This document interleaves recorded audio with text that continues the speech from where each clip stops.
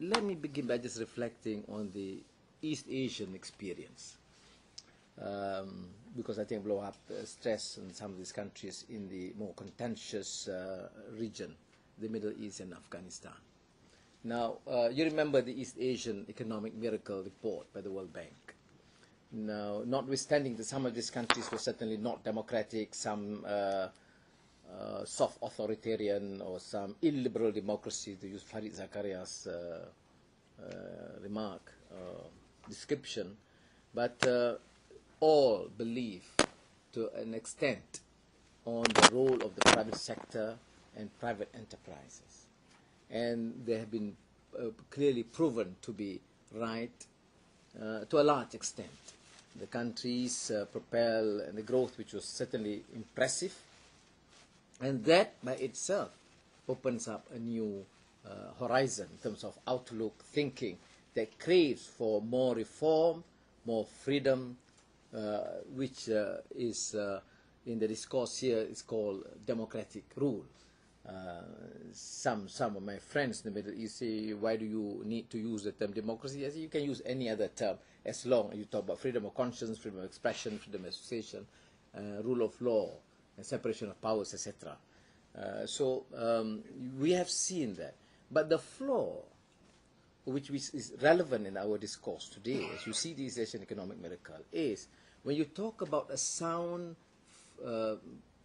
fundamental, and strong macroeconomic fundamentals in East Asia at that time, you cannot preclude the principle, the basic rule of freedom, human rights, because then citizens continue to ask, why propel the economy if you don't ever consider the issue of justice, when you deny basic rights to your people?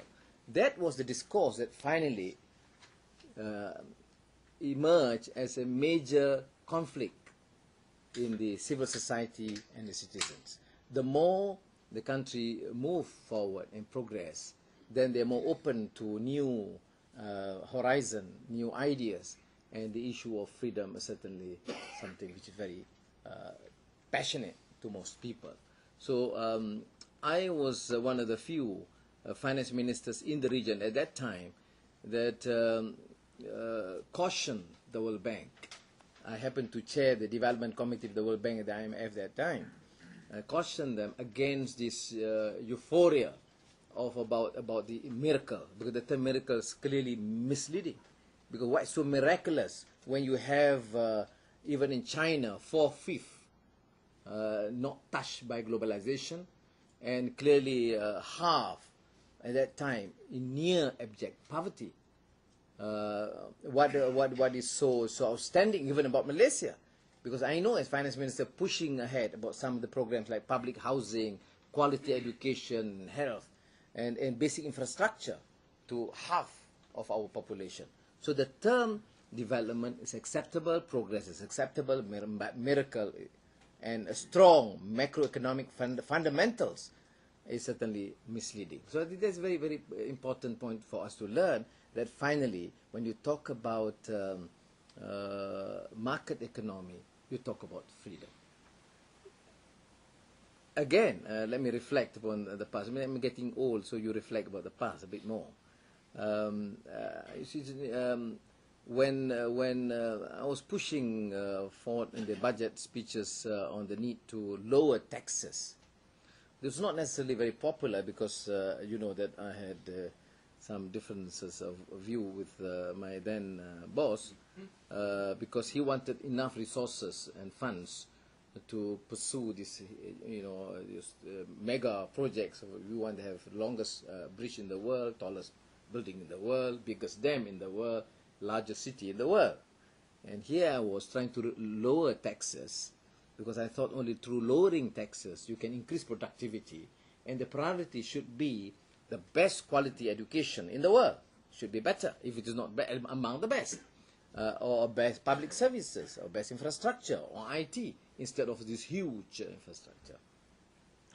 So I quoted not Adam Smith, but Ibn Khaldun.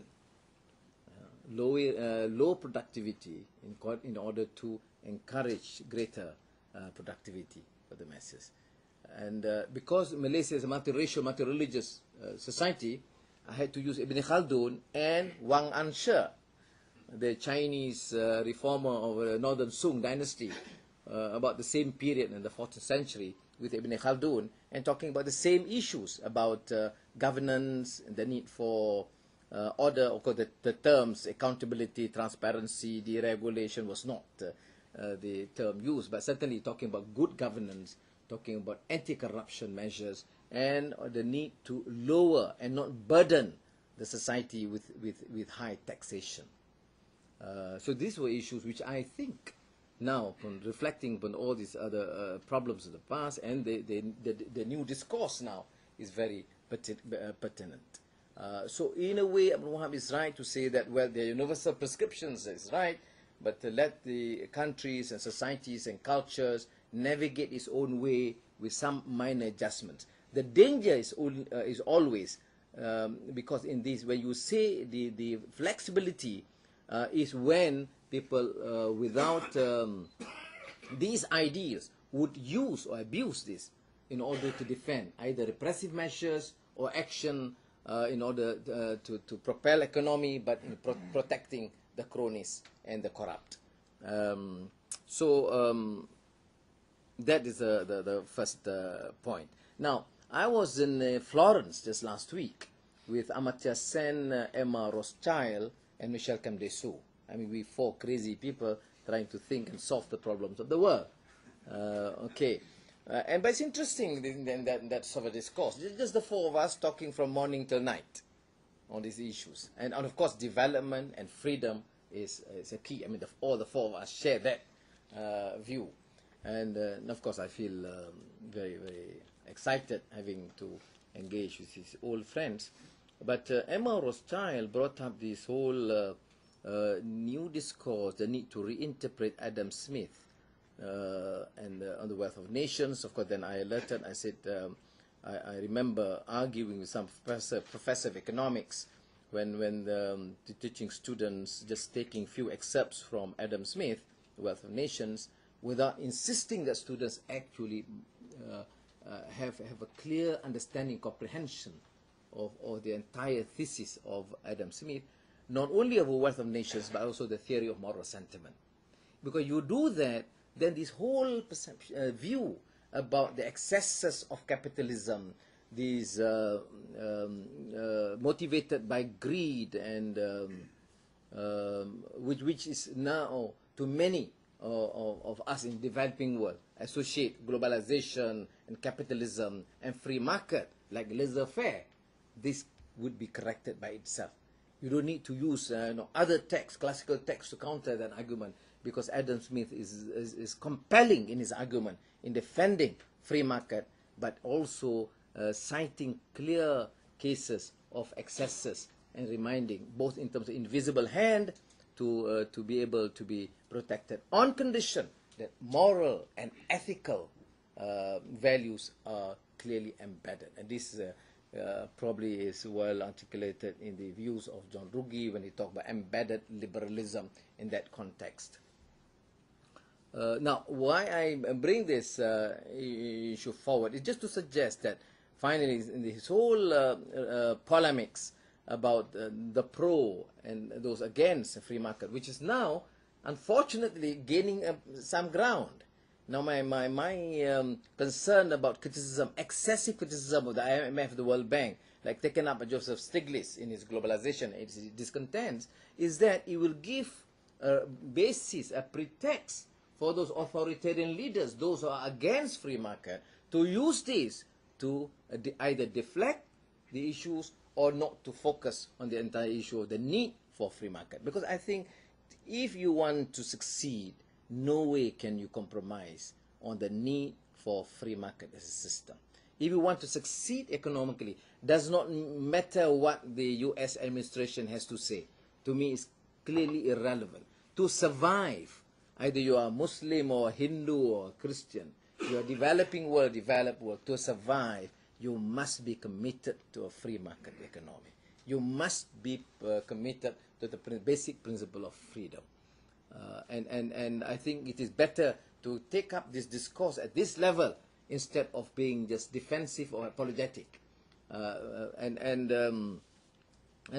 those of us who believe in this principle of freedom and private enterprise in order to propel economy upwards must do so with a strong sense of conviction and with enough confidence based on our own clearly the track record. When I was a young student in the University of Malaya in Kuala Lumpur, well, we were a bit not far left, but left of center of a sort. And then you realize after some time, by the time I was finance minister, my old colleagues, so some of them became professors, he said, Anwar, but I used to say this and that. What about your principle of distribution? Have you forgotten it? I said, my dear professor, I still remember. But those days, we just talked about distribution. We realized at that time we were distributing poverty because there was no growth. So now I'm not far from this Rawlsian distributive justice principle, although I'm aware of the Nozick's, the Rawls-Nozick debate. But at least if you propel the economy, you empower people, you encourage the private enterprise, then you distribute wealth. Okay, you can ensure that the marginalized, the poor, the downtrodden will be, in essence, will benefit immensely if you propel the economy upward.